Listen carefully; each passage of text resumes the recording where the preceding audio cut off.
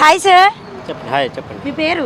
నా పేరు రహీం అండి. రహీం గారు ఏం చేస్తూ ఉంటారు? నేను వివో టీమ్ లీడర్ని.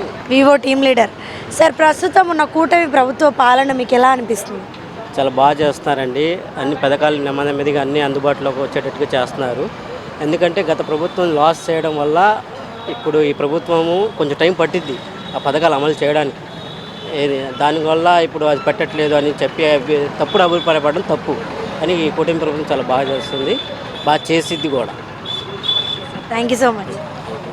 హాయ్. మీ పేరు? రవి. రవి గారు, ప్రస్తుతం ఉన్న పాలన మీకు ఎలా అనిపిస్తుంది? బాగానే ఉంది అండి. టీడీపీ ప్రభుత్వం అంటే బాగానే ఉంది ఈసారి. ఓకే. ఇప్పుడు మాత్రం బాగుంది. అంత ముందు ఎలా ఉందో తెలియదు, ఇప్పుడు బాగానే ఉంది ప్రస్తుతానికైతే బాగుంది అంటారు.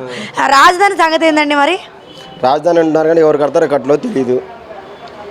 కడుతున్నారో కట్టట్లేదు తెలియదు. మామూలు తెలియదండి, కడుతున్నారో లేదో తెలియదు. అది రెడీ తెలీదు, క్లారిటీ అయితే లేదు. లేదు. కానీ ప్రభుత్వ పాలన అయితే నచ్చింది. నచ్చింది, బాగానే ఉంది. సంక్షేమ పథకాలన్నీ అందుతున్నాయి మీకు? ఏ పథకాలు ఒక పథకాలు అయినా రాలే ఇంతవరకు. ఇప్పుడు పథకాలు అయితే ఏం వదలలేదండి మాకైతే.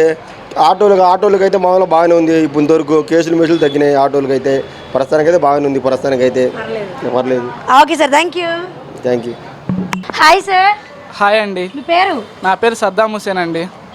ప్రస్తుతం మీరు చూస్తున్నట్లయితే ప్రస్తుతం ఉన్న పాలన మీకు ఎలా అనిపిస్తుంది, ప్రభుత్వ పాలన? ప్రజెంట్ అయితే ఇంకా చెప్పలేమండి. ఇప్పటికైతే ప్రజెంట్ పర్లేదు. ఇంకా రాష్ట్రం అభివృద్ధి చెందాలని చూస్తున్నాము మేము.